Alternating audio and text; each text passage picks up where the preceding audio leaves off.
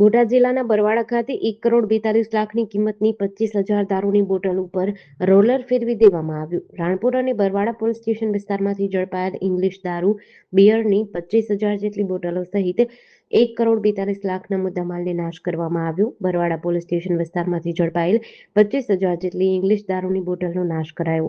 નામદાર કોર્ટના હુકમ બાદ બરવાડા ખાતે પ્રાંત અધિકારી સંજય ચૌધરી, ડીવાયએસપી ચિંતન પટેલ, બરવાડા પોલીસ સ્ટેશનના પીઆઈ વીવી ટાંક, રાણપુર પોલીસ સ્ટેશનના પીઆઈ એસ.એ. પટેલ સહિતના અધિકારીઓની હાજરીમાં દારૂનો નાશ કરાયો.